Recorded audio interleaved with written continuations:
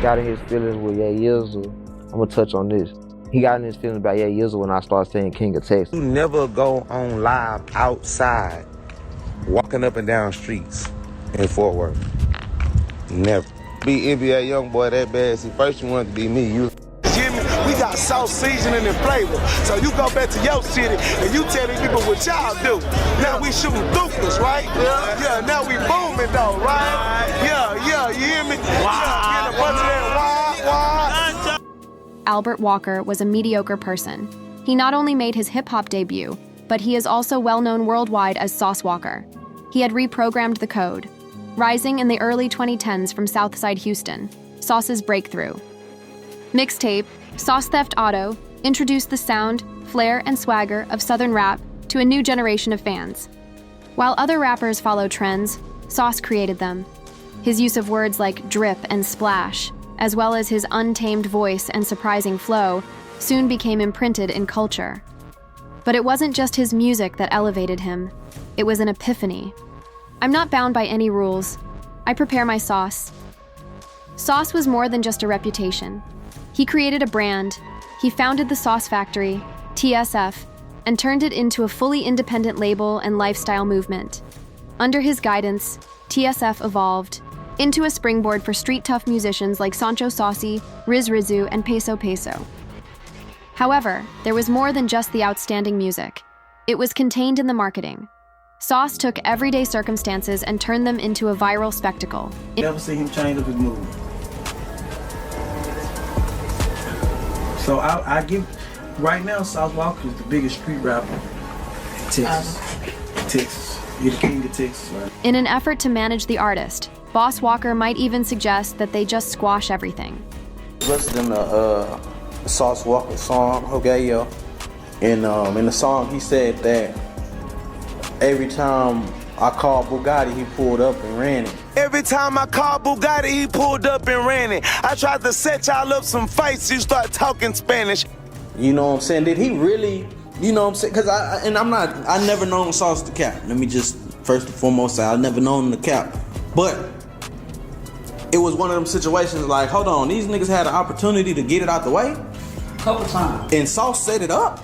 Frank's tirades, extravagant outbursts, and showers of money.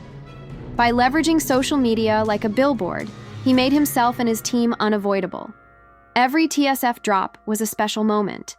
Sauce built a brand out of his slang, moved like a billionaire without a major label, and flooded YouTube with consecutive videos. But success comes at a price. Additionally, TSF's rapid rise was accompanied by anxiety from other regions of Texas. Because it had its own voice and story, one city in particular was ready to oppose the king. Houston, on the other hand, celebrated Saucy's drip and independent wins. You know, a lot of people in the Dallas area say you messed that deal up when it came down to QC, that you made a wrong decision by not linking with them when y'all had that opportunity. The money they offered, we had that in our pocket at the time, and I didn't know what I know now, but I knew that Yayo was something special. I remember vividly looking at Coach K talk to me, but he's looking at Yayo, and I saw how he was looking at him. See Coach K looking at him the way he was looking, I was like, we never even told him no. It was just like, when we left QC, like I said this before, man, we went to Warner Brothers, the guy who signed Pimp C and E40 and Britney Spears and Jason Derulo, one of Yayo. Went to 300, everybody was at 300. Atlantic called, the guy who signed Young Boy and... Okay. First, I think Fort Worth was in possession of Go Yayo, a new breed, born Kyron Xavier Peters, who trained his voice in the trenches for his breakthrough hits. Boom. Oh no. Yayo's drills, though unpolished, were powerful. His bars showed life as it was aggressive, raw, and authentic. Yayo reveled in being blatantly street, in contrast to Sauce's lavish performance. Now this was like, you know what I'm saying, how I say, we could get this other thing. But the other nigga over with, at the end of the day, I stopped with him because of Boo. You know what I'm saying? Boo nigga was finna stop that nigga. They had an altercation at Freddy's studio.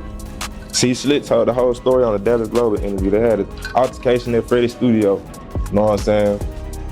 Yayo ain't want to fight somebody. He ended up pulling up to Boo Brother house. Boo Brother ended up drawing down on him, spitting on him or whatever. Goddamn me, bro wasn't with him. So they wasn't feeling Boo after that. I'm not knowing. At the end of the day, I'm chilling with Yayo now, we going Atlanta, Jumbo. I rap because I live it. No filter, no front. This is why I can identify with the streets. As he gained prominence, comparisons to Saswaka started to appear. But it was more than just music to go Yayo. It was a matter of respect. The ego of hip-hop transcends Texas. There was always an unpredictable and thrilling dynamic between Saswaka and Go Yayo, despite the fact that they did not meet during their early ascension. On one side, the self-made tycoon Saswaka is depicted wearing diamonds and a confident outfit. On the other hand, Go was more candid about the people he respected, uncensored, and street-tested. In the pen, punching out here, nigga, I'm on that, nigga. What he thinking I'm rapping there, nigga. Rap band, more than 10 bands, now you pulling out a 50, 60, riding with your big dog. Man, y'all niggas quit playing on me, nigga. I ain't got, man, come on, quit playing the bands, if that. And where on the street you stay with your mom? Man, come on, quit playing. It really my last time I post these racks. Hey, how much paper you think that was that clown posted?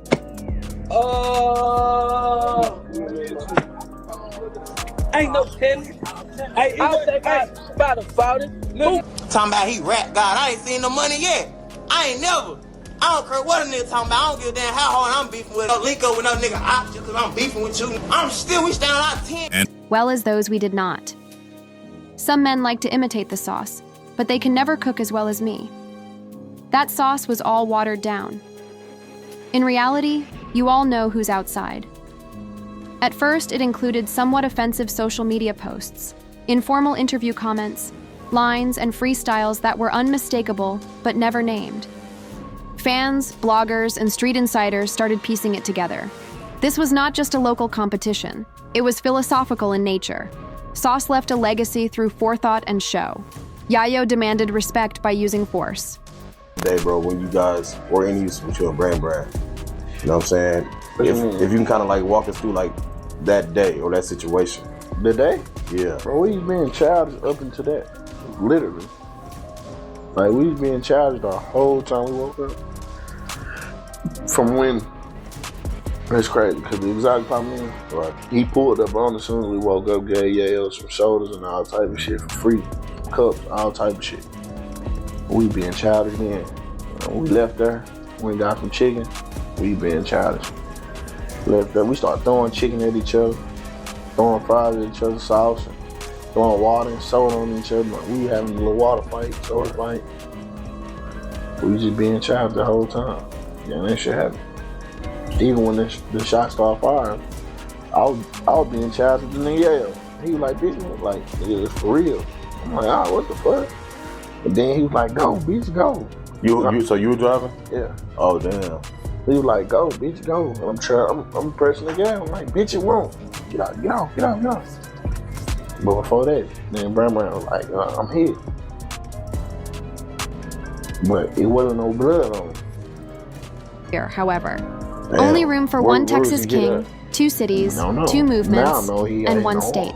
From the opposite side. What began as social media criticism and lyrical diss tunes swiftly expanded beyond screens. The performances by both musicians at public gatherings and concerts became focal points. Security had to step in. Crews engaged in combat. Tension rose. Behind the scenes, close friends and affiliates turned against one another. Interview threats turned into public requests for respect. Music was indistinguishable from loyalty. When it got to this point, it was no longer about the music. It came down to survival. Social media improved all of this. Where was the Thukas at in California? Where was the Thukas at in South Park, California? Where was the Thukas at in Houston, Texas, man? Where was the Thukas and the bazookas and the tuka-wookas and the blickety-blickies and blamities and what happened to damn it, man? I know what happened. The motherfucking shells got to flying and it was, damn it, man! Oh, damn! Ah! I just wanted some drink.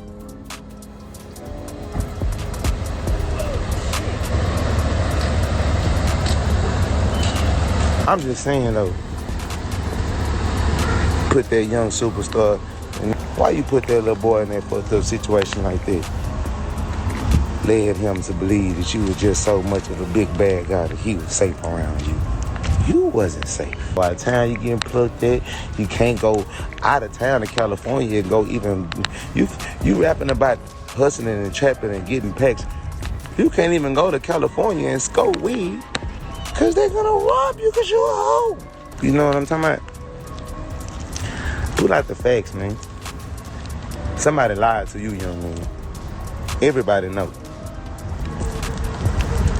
Sauce Walker's the nigga that go gets niggas changed back in the shit. Since these feuds are still being looked into, fans are warned that they may cross state lines. What had started out as rivalry was now cause for alarm. But despite the controversy, the hip-hop scenes in Texas and Memphis are still flourishing. Motivated by inventiveness and group optimism, this story teaches challenging truths about loyalty, pride, and the price of rivalry. It highlights the precarious balance between competition and deference in a society that has the capacity to either strengthen or weaken.